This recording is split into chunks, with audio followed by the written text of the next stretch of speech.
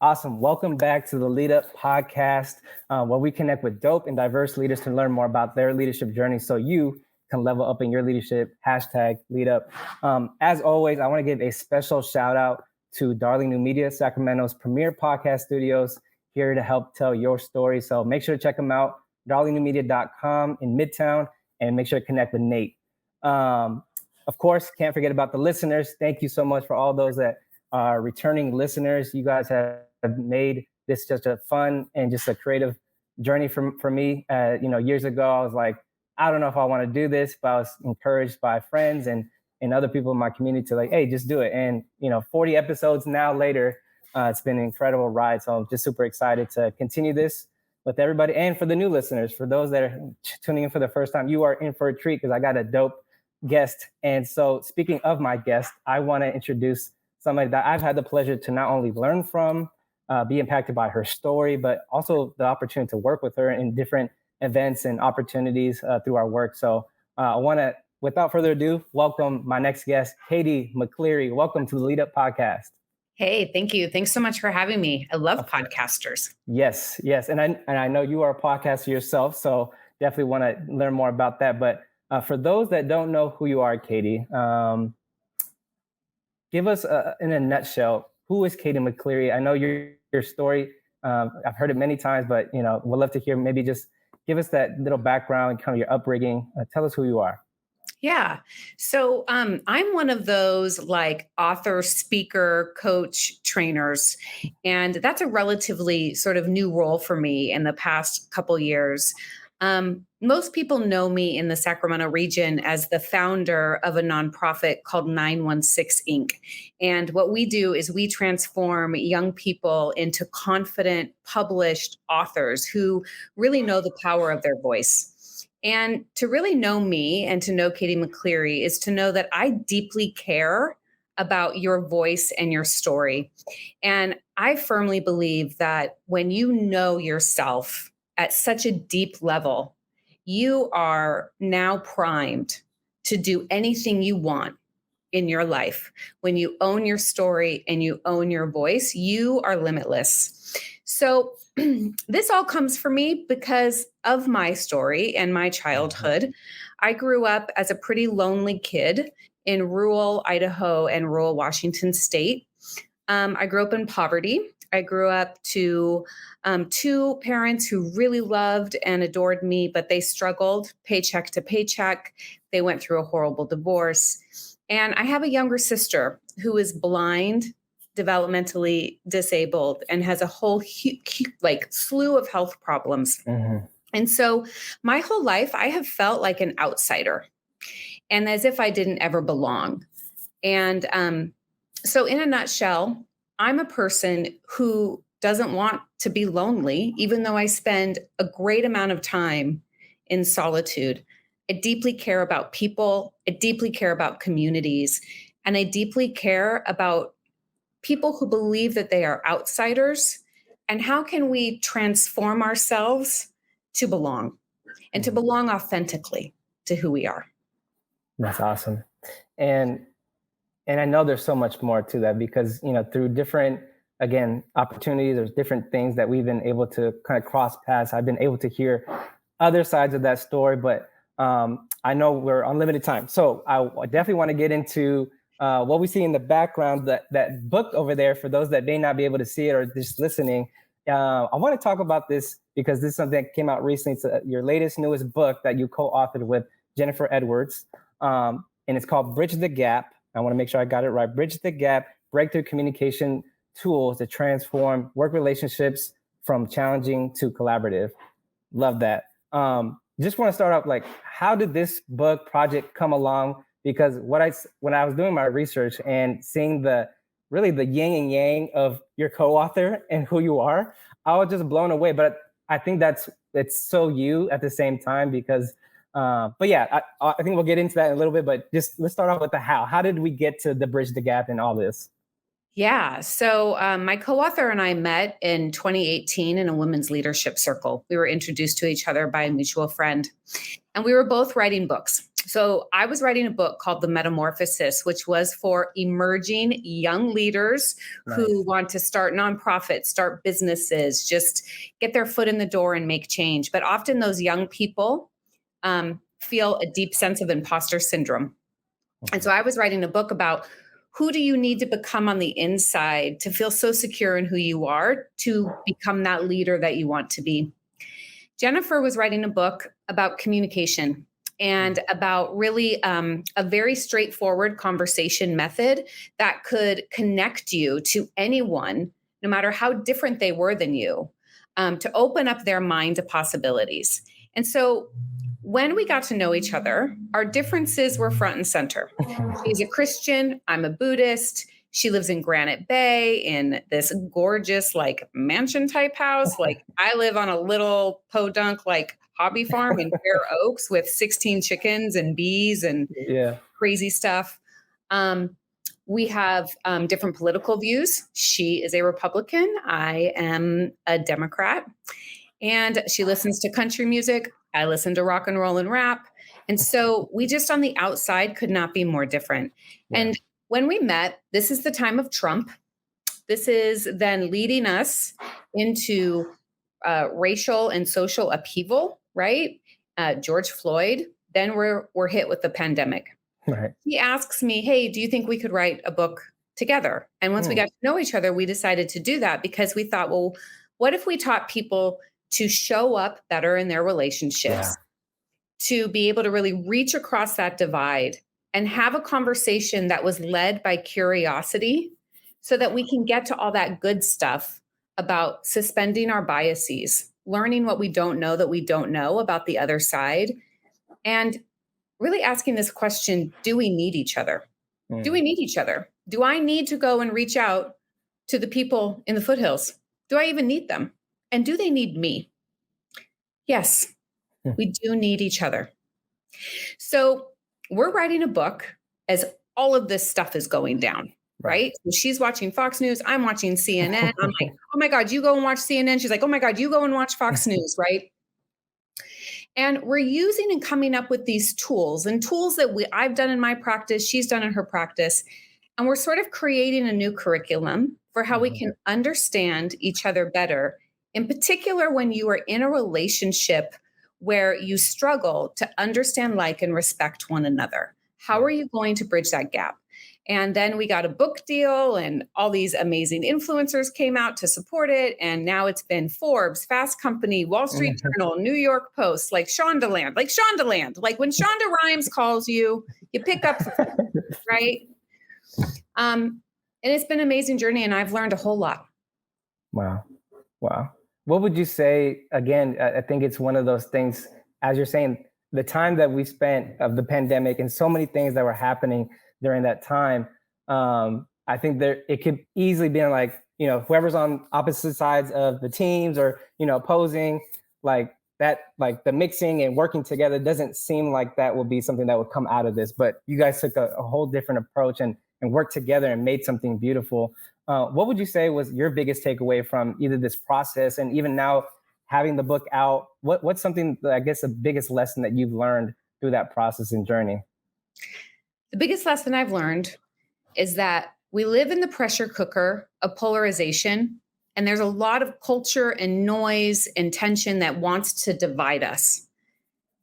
And if we can suspend our biases, suspend our judgments, and if we're the one who does that and the other side is not doing that, how can I get them to understand how to suspend their biases and their judgments and to be conscious and aware of it without shaming them, without blaming them, without convincing and cajoling them? There's a real art to that. And when we can get over that, like we're two sides of one coin. I'm actually going to grab a coin.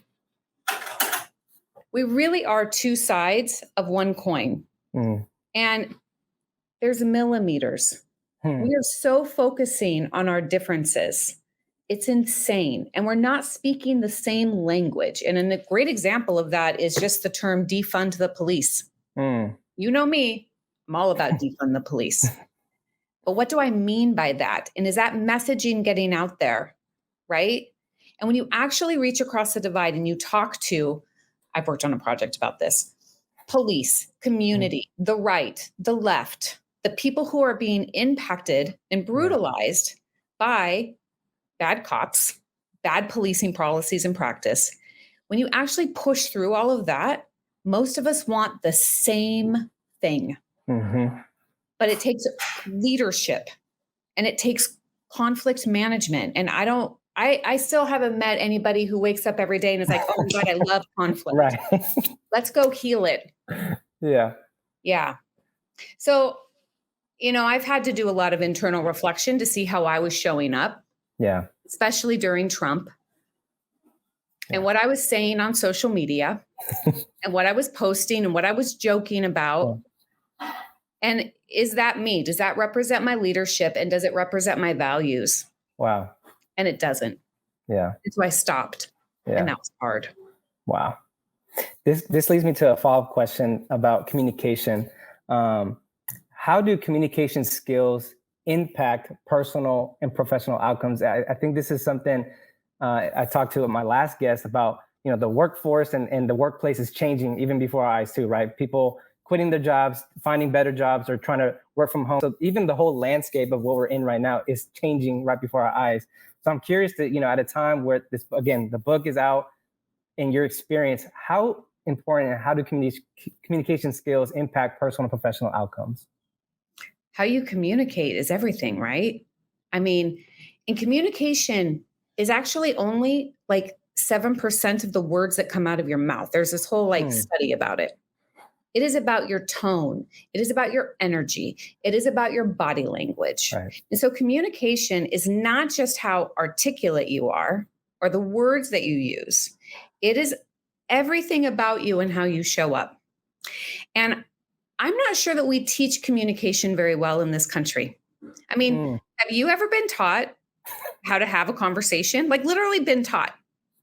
Have you ever thought very deeply about how you're showing up and how you're being experienced on the other side?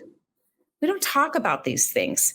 We just sort of learn as social creatures. That is what we are. We're social creatures. We mimic. We strive. We have these emotional needs to strive to fit in and belong. And so we become mirrors. And so often, we're just being who we are and doing and not bringing clarity about how we're communicating with intention. What are the words that we're choosing? What's the energy we're conveying? And so there's so many times in our book, our whole book is like this really tangible, practical guide. It's not like a book that tells you, hey, you should listen more.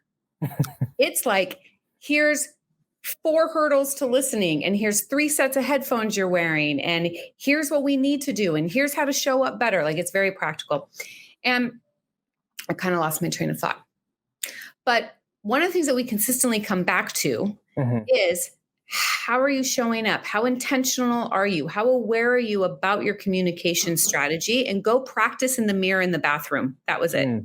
We're constantly like, go sit in front of a mirror and look at yourself. Right. How are you coming off? So many of us are just unaware about it. Yeah, no, it's true. And I think, speaking of practicality, I know you all did a lot of research when it came to biological reactions and different factors that play into these things. Practicality, what can anyone do to better kind of control some of their biological reactions when they're facing pressure, anxiety, or stress, specifically when it comes into the workplace? Again, a lot of things are changing, and I've seen it on both ends, from current members, new people that we're onboarding, and there's a lot of stress that comes in that. So I'm curious to maybe someone that's listening, that how they can find some practical things to kind of walk away with. Yeah. So we're all stitched into this human suit that we can't zip off. So wherever you go, there you are. You better learn to become real comfortable with your brain, your thoughts, what shows up in your body. And the whole game of this is to suspend and disrupt that pressure that you feel.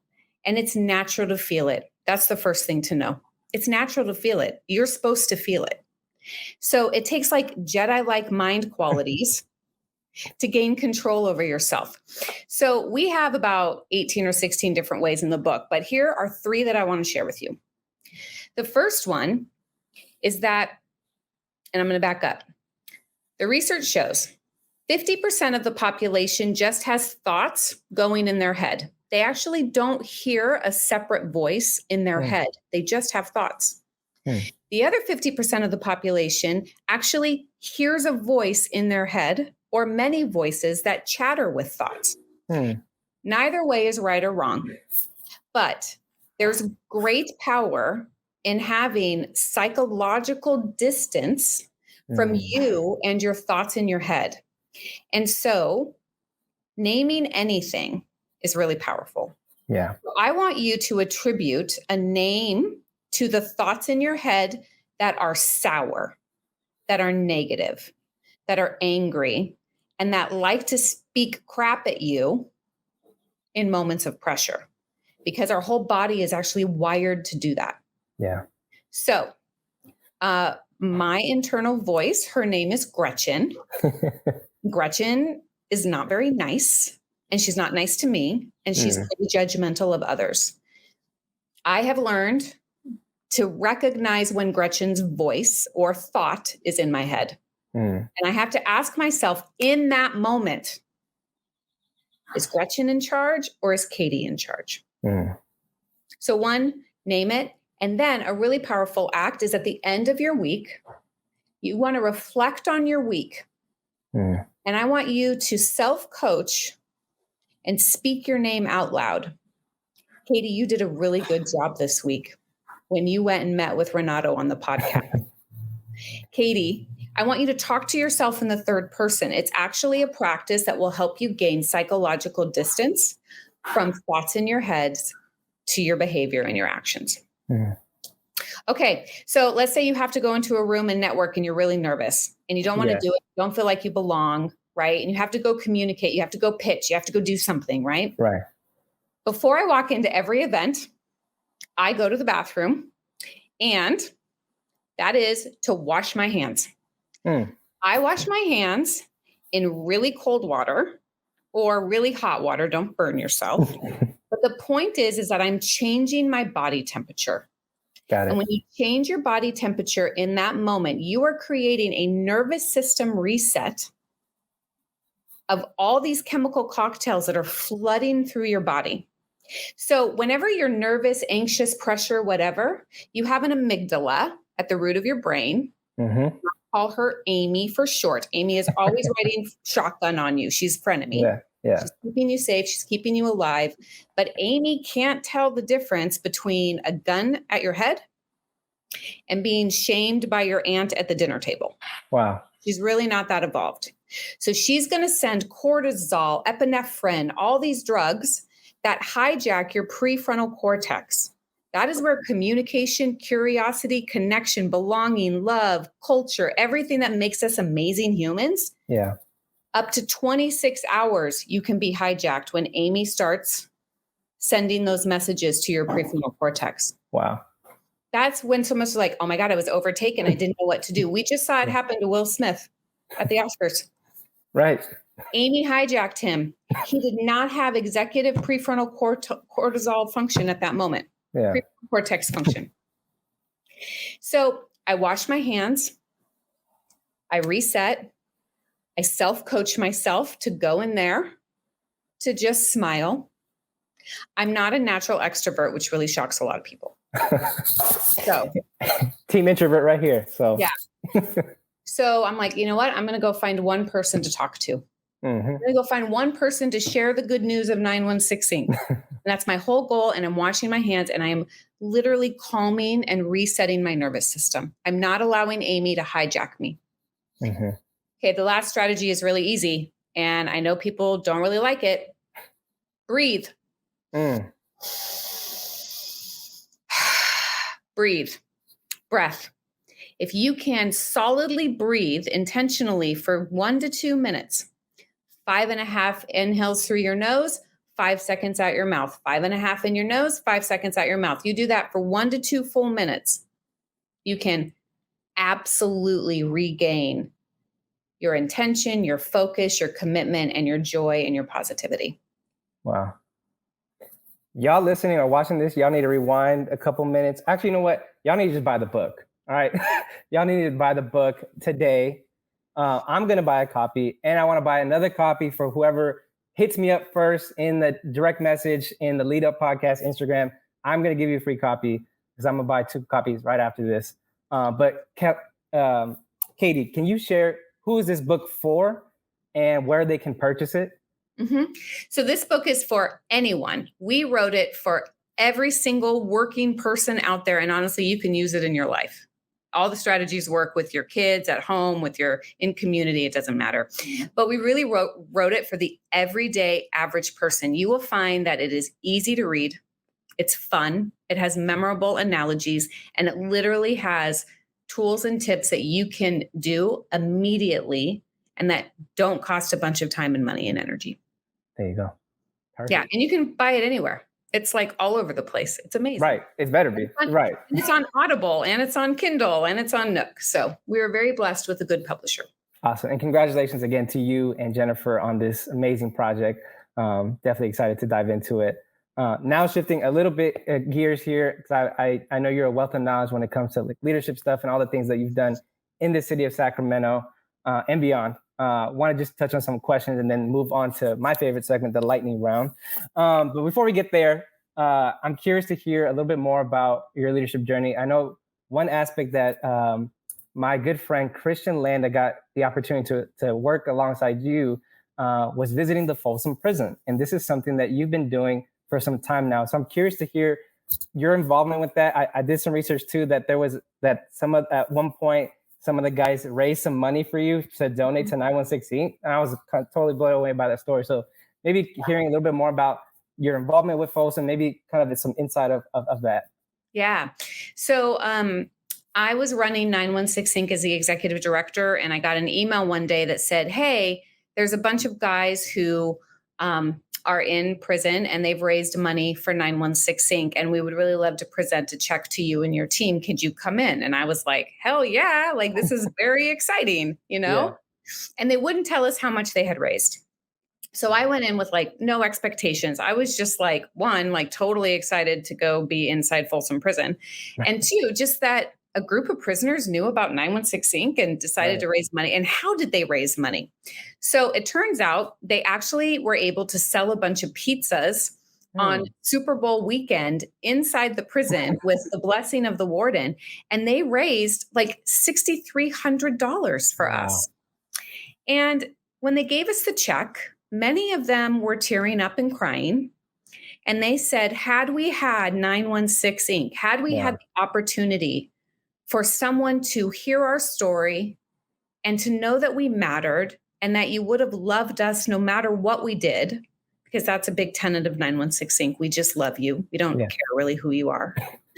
But we love your voice and your story, that maybe we would not have landed here. And so what that led to was a conversation about them wanting to write their stories down and to be able to give those stories to young people who were interfacing with the juvenile justice system in what we used to call juvenile hall.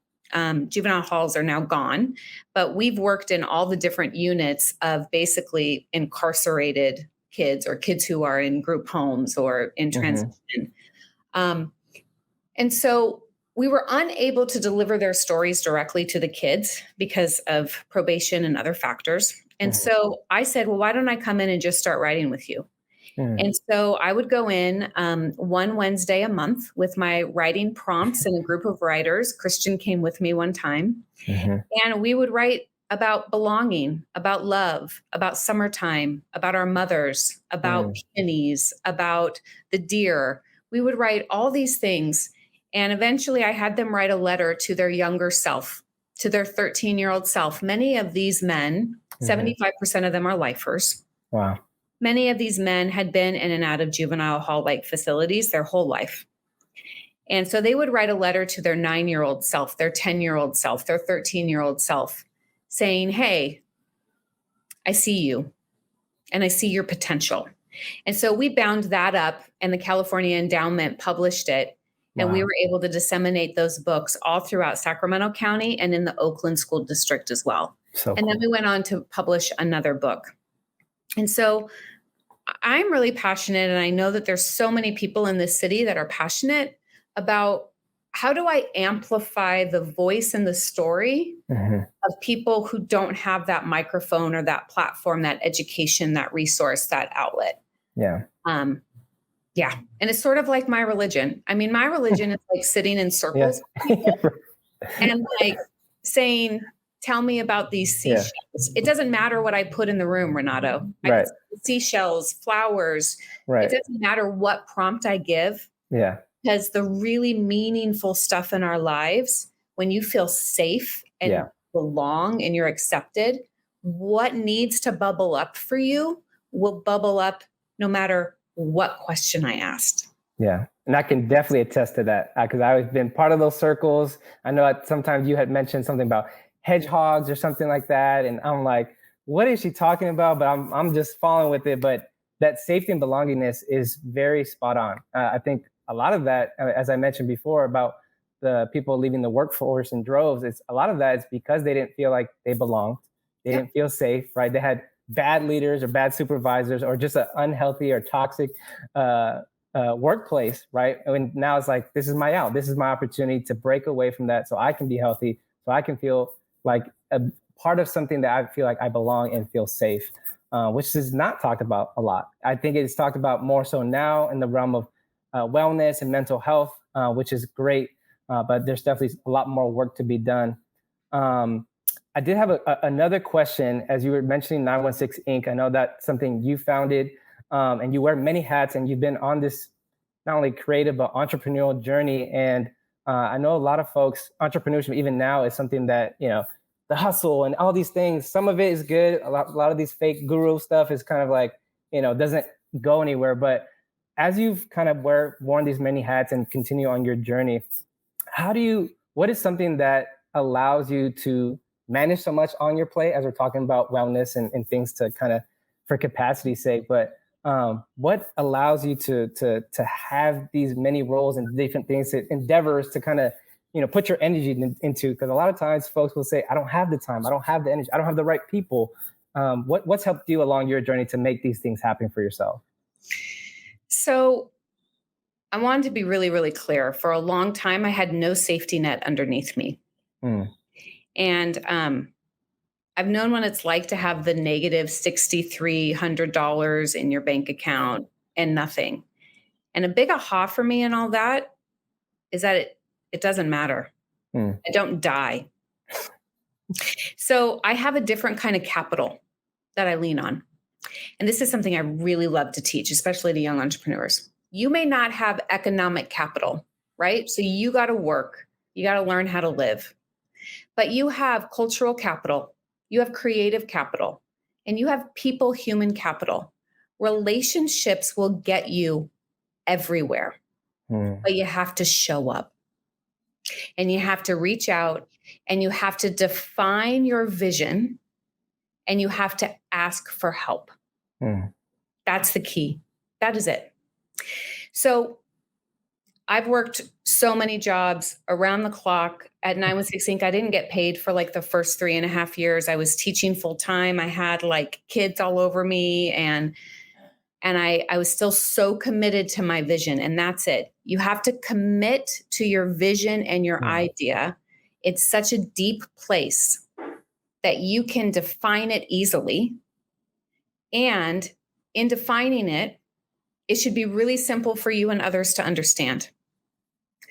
For 916 Inc., it was, I would love to teach kids the power of story so that they may fall in love with reading and writing, and that will increase literacy rates, which will increase their life chances.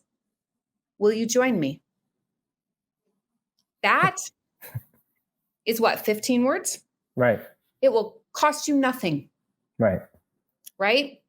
Now, when we talk about getting into rooms with resources, people who are decision makers, people who have budgets, right? Yeah. There is this like leveling up game. Mm-hmm. And I think for myself and a lot of people, I felt like an outsider for so long. I didn't have the wardrobe. I didn't have the look. I didn't have the, whatever. I would like drive into a parking lot and it was like, here's my old, like Yeah. crazy beat up Ford Focus that hasn't been washed because I don't go to the car wash. And I'm sitting next to Lexus and Tesla and right. Go to the bathroom, wash your hands, coach yourself to show up and make one ask. We have to be self-promoters, but we can't be fake gurus. We have to be self-promoters, which is why you have to know the power of your story and how you're showing up and how you're being experienced. And internally, you got to be your own rock and your own cheerleader. Yeah. And it happens. You just, every time you gain another piece of capital, a relationship, the first yes, that first little chunk of money, you celebrate it and then you leverage it. How can I strategically make use of this money, this relationship, this experience, this product, right? And then own it. Like you add it to your resume, you add it to your bio. And that's how over time you grow and you rise. So I don't know if I answered your question. You did. You answered that and then some. Okay, good. I'll shut up. Yeah. If you haven't paused yet, go get the book. Support and invest in yourself and buy the book today. Because again, Katie is just amazing. I got one more question, and then we're gonna get into the lightning round. Okay. As you think about the future for yourself, and one book is out, what is next for you? What are the next, talking about endeavors, projects, things that you're aspiring? What is Katie doing in the next couple of years? So I'm going to ride the Bridge the Gap journey for a while, and it's awesome, and I love it. And that's going to be great. But I'm also working on a memoir that I've been working on for over 20 years. Wow. And I'm at a place now where I really feel like I know what that memoir story is. And it's about bodies, it's about being, and it's about the great beyond. And so it's called The Biomythography of Be. And that's the next journey for me, is to move into the mind, body, spirit space. And I would really love to inspire people who don't feel at home in their bodies, who maybe don't have a sense that anything is out there for them, that they don't have a belief system that supports knowing the fact that we are limitless creatures when we really know who we are in our being. And to me, that's a direct reaction to a culture of doing, hustle, hustle, hustle, grow, grow, grow. I would love to transition to that space in the next couple of years. Wow.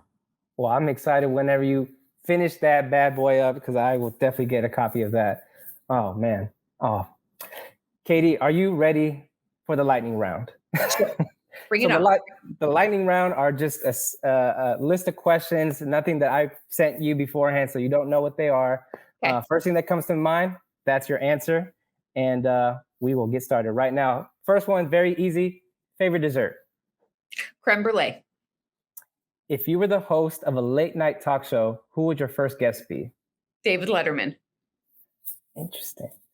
Artist or song that is currently on repeat? King by Florence and the Machine. Nice. Pet peeve?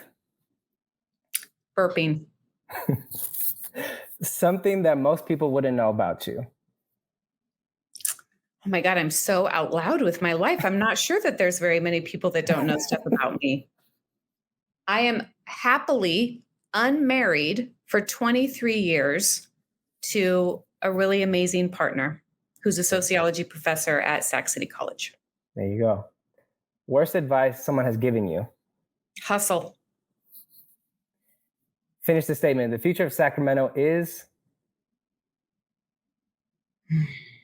Okay, the first thing that came to my mind is flourishing. It really is flourishing, but we got to let go of comparing ourselves to other places. Facts. Worst nickname someone has given you? Rough and tough with the Afro puff. Okay, time out. I needed like 30 seconds. Where is this coming from? Okay, so my hair is huge, actually. It's really Yeah. flat today. But when I was in high school, I got the Scary Spice perm on Okay. top of my curls. Gotcha. And I have like hair enough for like 7 people. So my hair was literally like a huge fro. And Yeah. I can send you pictures. And there was a group of mean girls. I was bullied like all throughout high school. Mhm. And they would chant at me, "There she goes, rough and tough with the Afro puff, Oh my. big red. Who does she think she is?" Wow. Yep. There you go. Rough and tough. All right, got a couple more here. Place you most want to travel to. Bali. Biggest lesson you learned so far in 2022. Keep letting go. Last one here. Finish the statement to close out the show. Every leader needs what? Curiosity. There you have it. Katie Mccleary, every leader needs curiosity. Thank you so much, Katie, for your time. This was amazing conversation. Again, buy the book, Bridge the Gap today, and we'll see you on the next episode of the Lead Up Podcast. Peace. Thank you.